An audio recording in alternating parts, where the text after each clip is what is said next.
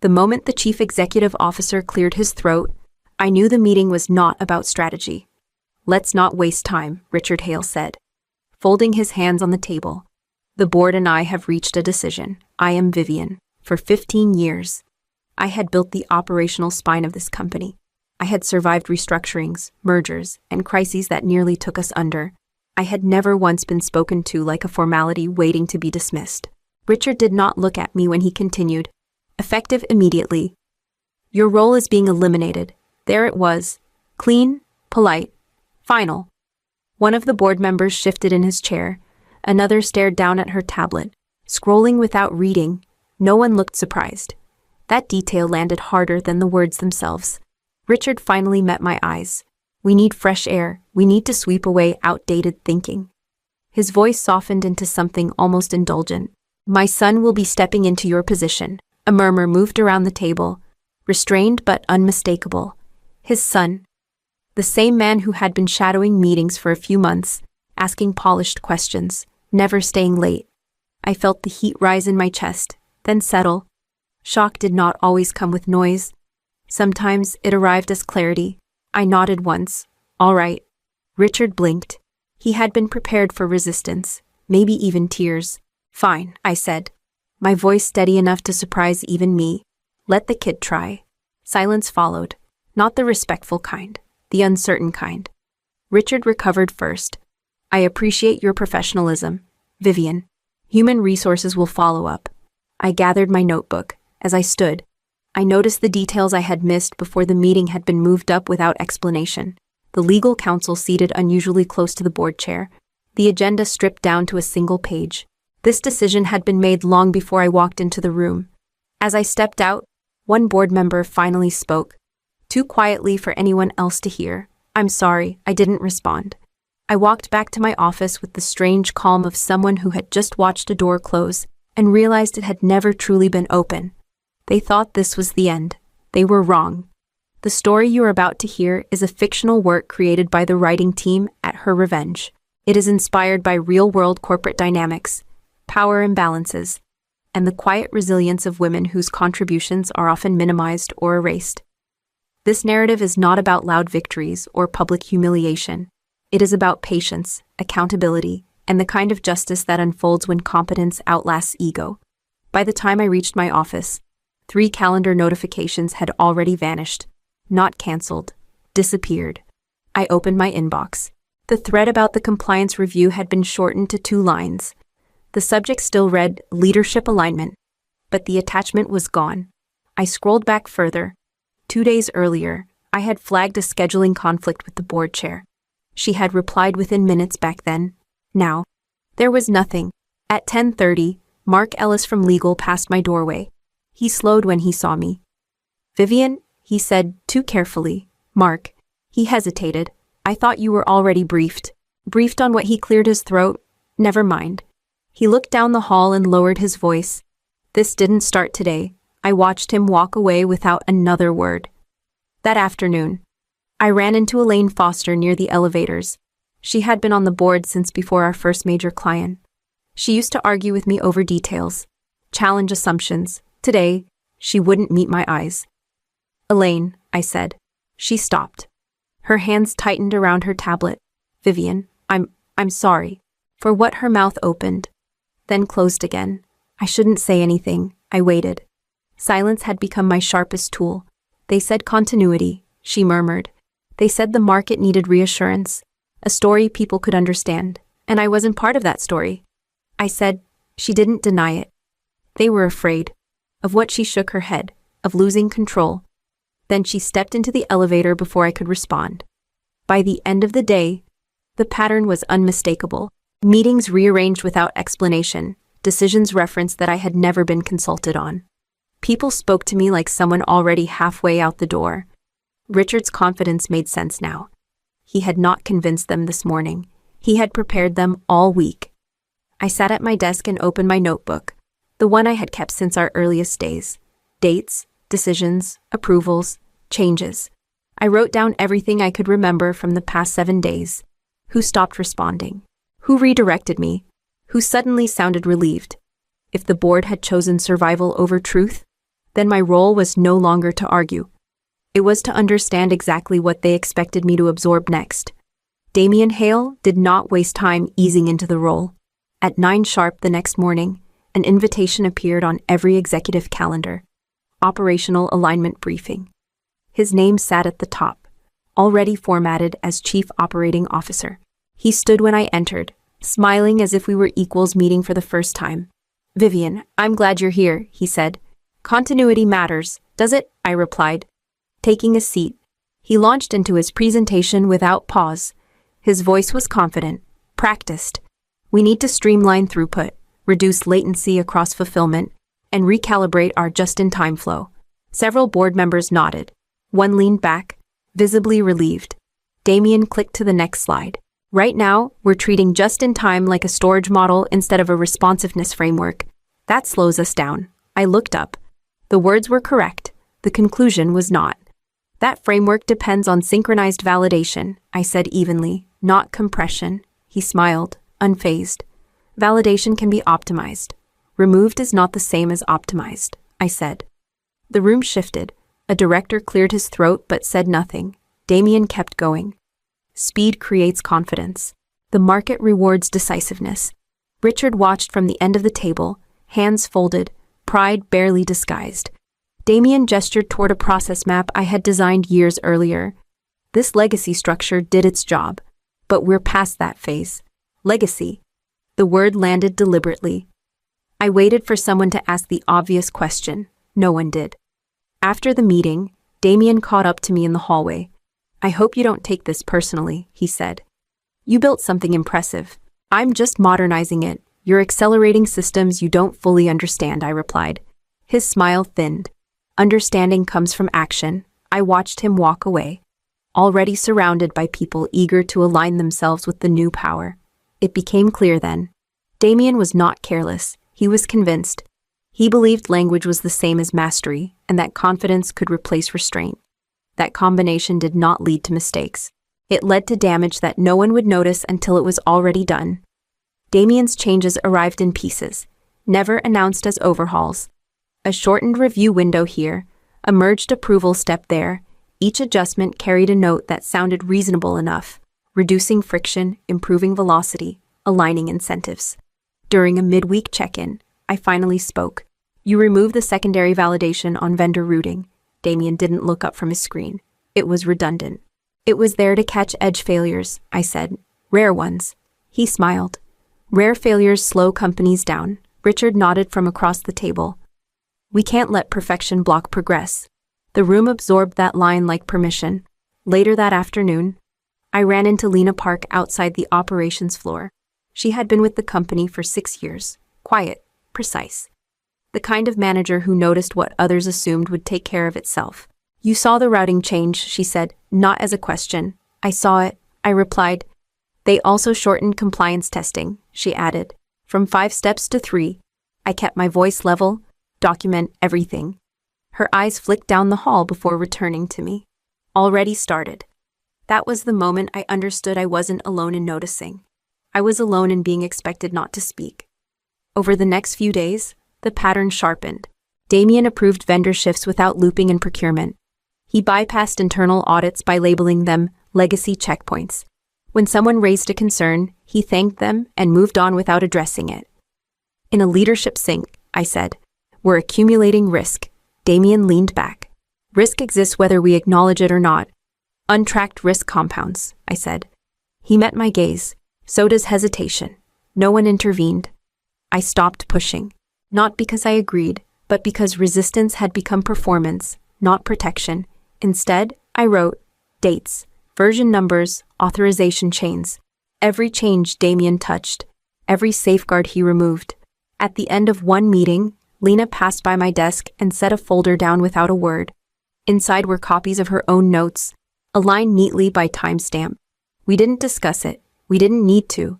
The system was tightening, not snapping, and everyone in that room was choosing to feel the tension without acknowledging what it meant.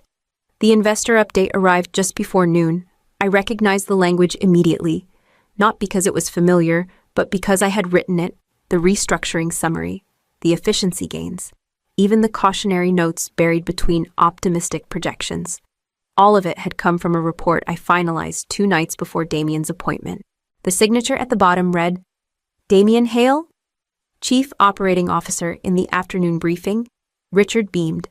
"This is exactly the kind of energy the board wanted to see," he said. "Clear direction, modern execution." Damien accepted the praise without hesitation. "It's a team effort," he said, then moved on. No one looked at me. I didn't feel angry. Anger burns hot and passes. This was colder, a quiet awareness that something I had built was being lifted out of my hands and presented as proof that I was no longer needed. An hour later, my phone rang. "Vivian? It's Carla Mendez from North Shore Distribution," the voice said. "She had been our client for 7 years. I just read the update. And I'm confused," she said, carefully. "It mentions a routing optimization we've been testing with you for months. Is that still happening?" "It is," I said. "Nothing has changed." She hesitated. "Because I asked Damien for clarification this morning. He couldn't explain how it would affect our contingency lanes." I closed my eyes. "I can walk you through it. I know you can," she said. "That's why I called." After the call ended, I sat still for a long moment. Carla hadn't questioned the company. She had questioned the name attached to the explanation. Later that day, Damien stopped by my office. "You should have looped me in on that call," he said lightly. "She asked for clarity," I replied. He smiled. "That's my role now. Titles don't transfer understanding," I said. His expression tightened. "Perception matters, not when something fails," I said. He didn't respond. He just turned and walked away, already confident that his name carried more weight than the work behind it. The fracture widened then, not loudly, not visibly, but deep enough that I knew it would never close again. The rollout was scheduled for Friday afternoon. I said it once in the meeting. End-of-week deployments limit response time. Damien didn't hesitate. "Client traffic is lighter. If something needs adjusting, we'll handle it Monday." Lena spoke up. "Compliance testing isn't complete." Damien glanced at Richard. "Those steps were designed for a slower era." Richard nodded. "We can't keep operating like we're afraid to move." No one asked for my opinion. That omission said more than an argument ever could. At 4:47, the update went live. For the first hour, everything looked normal. Then the alerts began. Not alarms, warnings, latency spikes, transaction queues, backing up in places that had never backed up before. I walked into the operations room. Damien was already there, sleeves rolled up, voice steady. "This is why we push speed," he said. "The old system couldn't handle scale." "It handled scale yesterday," Lena said quietly. At 6:12, Carla called. "Vivian, shipments aren't syncing. Our warehouse teams can't see routing updates." "I know," I said. "Pause outbound transfers." "I already did," she replied. 3 others just called me, by 7. The internal chat channels were flooding. Damien barked instructions faster than anyone could carry them out. At 8:20, the first article hit. A trade outlet. No names yet. Just the headline. "Major logistics platform experiences widespread disruption." Richard turned to Damien. "Tell me this isn't on us." Damien didn't look at me when he answered. "This traces back to legacy architecture." I said nothing. By 10, 2 more clients had paused operations. One invoked a contingency clause. Another asked for a public statement. The phones didn't stop ringing. I pulled up the logs and watched the chain unfold exactly where the new protocol bypassed validation. Not chaos. Precision failure. At 11. Richard finally met my eyes. There was no accusation there. Only fear. I didn't feel satisfaction. I felt the weight of something breaking the way I had known it would, quietly at first, then everywhere at once. The emergency board session convened before noon. I didn't bring slides. I brought logs. "This is the deployment window," I said, projecting the timeline onto the screen. Friday at 4:47. "These are the validation steps that were bypassed." I tapped the table once. This line here was added 12 minutes before launch. Damien leaned forward. "Logs don't tell the full story. They tell exactly what happened," I replied. "Every change is time-stamped. Every authorization is recorded." A board member cleared his throat. "Can you say, with certainty, that the prior system would not have failed?" "Yes," I said. "Because this pathway did not exist before the new protocol." Silence followed, not confusion. Recognition. Elaine spoke carefully. So the cause is clear. It is, I said. Richard rubbed his forehead. The media narrative is not. Another board member shook her head. If we acknowledge this publicly, confidence collapses. And if we don't, I said, clients already know. Damien crossed his arms. This is exactly why modernization is necessary. Legacy systems crack under pressure. That is not what the data shows. I said. Richard stood. Enough. We need options. The meeting adjourned without resolution. An hour later, Richard appeared in my doorway. He closed it behind him. Vivian, I need your help. Doing what? I asked. Stabilizing things. He said. Just temporarily. The board needs time to decide how to explain this. I said. He didn't deny it. You know how these moments work. Yes. I said. I do. If you step in, he continued, we can correct course quietly. No public blame, no lasting damage. To the truth, I said. He looked tired. To the company. I stood. The company is already damaged. What you're asking me to do is decide who carries it. He reached out, then stopped. I don't want to lose everything we built. You already chose what mattered more. I said. When he left, I returned to my desk and organized the documentation into a single file. Clean, sequential, unemotional. The truth didn't need persuasion. It only needed someone willing to let it stand. I did not respond to Richard's follow-up messages. Instead, I called Carla back. For the next few days, I told her, use the contingency routing we discussed last quarter. I'll stay available. She didn't ask why. Thank you, she said. That's all I needed to hear. I spent the afternoon doing work no one noticed. I exported the logs I had maintained since Damien's first changes. I archived version histories, approval trails, and the compliance notes that had been marked obsolete without review. Not to weaponize them, to protect them. Lena stopped by just before evening. I heard they asked you to step in, she said. They did, and I said no. She nodded once. I thought you would. She slid a flash drive onto my desk. My notes. In case you need them. I won't use them here, I said. I know, she replied. That's why I brought them. The next morning, I requested a brief meeting with Richard. He arrived alone. I won't cover for Damien, I said before he could speak. I won't correct decisions I didn't make under a name that isn't mine. He leaned back, exhausted. Then where does that leave us? It leaves you with the consequences of the choice you defended, I said. And it leaves me free to stand by my work. He didn't argue.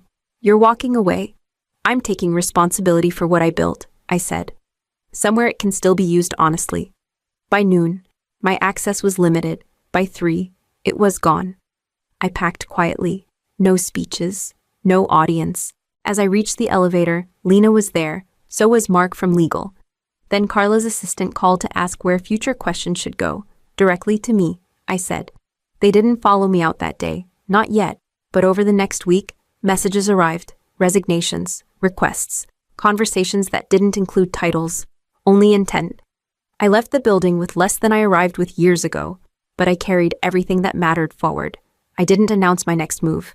I didn't need to. Chicago has a way of shrinking once you stop standing on a stage. Conversations moved to side streets, to quiet offices above coffee shops, to conference rooms without logos on the wall. That was where people spoke plainly. Carla was the first to visit. She didn't bring a contract. She brought a list of problems. We don't need a miracle, she said. We need something that holds. It will, I told her, because it won't move faster than it should. 2 other clients followed, then a 4th. None of them asked about titles. They asked about response time, accountability, and whether I would still answer my phone when something went wrong. I always have, I said. Word traveled the way it always does when it isn't forced. Quietly, precisely. Lena joined me a month later. Mark followed after his notice period ended. We worked without announcements or promises. The systems we built were smaller, cleaner, and documented so thoroughly that no one had to guess who made which decision. Meanwhile, the company I left didn't collapse. It narrowed, updates slowed, approvals multiplied. External auditors appeared more often than internal ones. The board retained control, but only by tightening every process Damien had once rushed through.